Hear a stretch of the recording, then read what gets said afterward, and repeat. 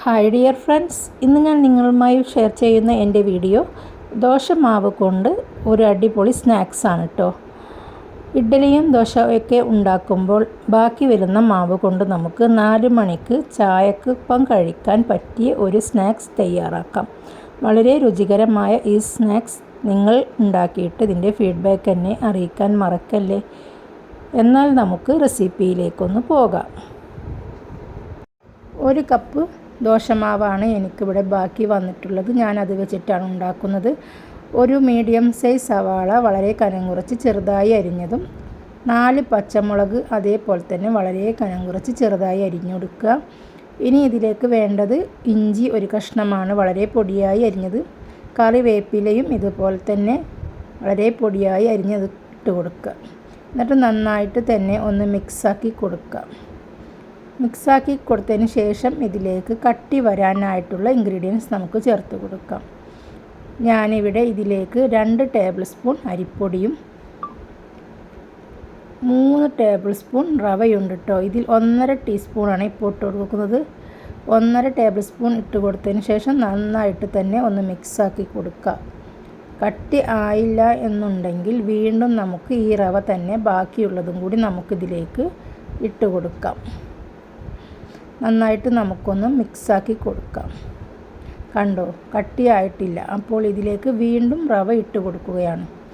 Full റവ നമുക്ക് ഇതിലേക്ക് ഇട്ട് കൊടുക്കാം. 3 ടേബിൾ സ്പൂൺ റവ ഞാനിതിലേക്ക് ഇട്ടു. 2 ടീസ്പൂൺ അരിപ്പൊടി ഇട്ടു. ഇനി ഇതിലേക്ക് നമുക്ക് വേണ്ടത് മഞ്ഞൾപ്പൊടിയാണ്. നമുക്കിതിലേക്കൊരു 1/2 ടീസ്പൂൺ മഞ്ഞൾപ്പൊടി ഇട്ട് കൊടുക്കാം. നന്നായിട്ട് തന്നെ ഒന്ന് മിക്സാക്കിയതിന് ശേഷം നമുക്കിതിലേക്ക് ഒരു 1/2 ടീസ്പൂൺ മഞ്ഞൾപ്പൊടി ഇട്ട് കൊടുക്കാം. വീണ്ടും ഒന്ന് മിക്സാക്കിയതിന് ശേഷം ഇതിലേക്ക് നമുക്ക് ആവശ്യത്തിനുള്ള ഉപ്പിട്ട് കൊടുക്കാം. ദോശമാവിൽ ഉപ്പുണ്ടെങ്കിൽ ഉപ്പ് നോക്കിയിട്ട് ഇട്ട് കൊടുത്താൽ മതി. എന്നിട്ടൊന്ന് മിക്സാക്കി കൊടുക്കാം. ഇനി ഞാനിതിലേക്ക് ചേർക്കുന്നത് അപ്പസോഡയാണ്. 1 നുള്ള് അപ്പസോഡ ഞാനിതിലേക്ക് ചേർത്ത് കൊടുക്കുന്നുണ്ട്. 1 നുള്ള് മാത്രം ചേർത്താൽ മതി. നന്നായിട്ടൊന്ന് മിക്സാക്കിയതിന് ശേഷം നമ്മുടെ ഈ ദോശമാവ് നമുക്കൊന്ന് മാറ്റി വെക്കാം.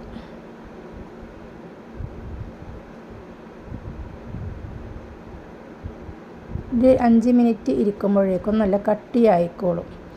എന്നാൽ നമുക്കത് 5 മിനിറ്റ് മാറ്റി വെക്കാം. ഇനി നമുക്ക് അടുപ്പിലേക്ക് ഒരു പാൻ വെച്ച് കൊടുക്കാം. ഞാൻ വെളിച്ചെണ്ണക്ക് പകരം ഇതിലേക്ക് വെളിച്ചെണ്ണ കട്ടയാണ് ഇട്ട് കൊടുത്തിരിക്കുന്നത്. വെളിച്ചെണ്ണ ചൂടായി വന്നാൽ ഇതുപോലെ സ്പൂൺ കൊണ്ട് ഓരോ കോരി മാവും ഇതിലേക്ക് ഒഴിച്ച് നമുക്കൊന്ന് ഫ്രൈ ചെയ്തെടുക്കാം കേട്ടോ. ഒരു ഭാഗം ഇതുപോലെ ഒന്ന് ഫ്രൈ ചെയ്ത് വന്നാൽ നമുക്കൊന്ന് തിരിച്ചിട്ട് കൊടുക്കാം. തീ മീഡിയം ഫ്ലെയിമിൽ വെച്ചാൽ മതി. ഇതിൻ്റെ ഉള്ളൊക്കെ ഒന്ന് വേവാനായിട്ടാണ്. കോരിയെടുക്കാൻ നേരത്ത് മാത്രം തീ ഹൈ ഫ്ലെയിമിലേക്കൊന്ന് മാറ്റി കൊടുക്കാം. എന്നിട്ട് നമുക്കിതൊന്ന് കോരി മാറ്റി നമുക്കൊരു സെർവിങ് പ്ലേറ്റിലേക്ക് മാറ്റി വെക്കാം. അല്ലെങ്കിൽ നമ്മുടെ കയ്യിൽ ഓട്ടയുള്ള അരിപ്പാത്തട്ട് പോലെയുള്ള പാത്രങ്ങളുണ്ടെങ്കിൽ അതിലേക്ക് നമുക്ക് കോരിയിടാം. വളരെ രുചികരമായ ഒരു 4 മണി പലഹാരമാണിത്. നിങ്ങൾ തീർച്ചയായും ഇതുപോലെ ഒന്ന് ട്രൈ ചെയ്ത് നോക്കൂ. നിങ്ങൾക്കിത് കുട്ടികൾക്കും വളരെയധികം ഇഷ്ടപ്പെടും. എന്നിട്ട് ഇതിൻ്റെ ഫീഡ്ബാക്ക് അറിയിക്കാൻ മറക്കല്ലേ.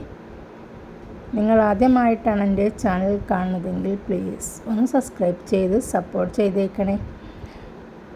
നിങ്ങൾ ഈ കാണുന്ന വീഡിയോ ലൈക്ക് ചെയ്യാനും ഷെയർ ചെയ്യാനും കമൻറ്റ് ചെയ്യാനും മറക്കല്ലേ.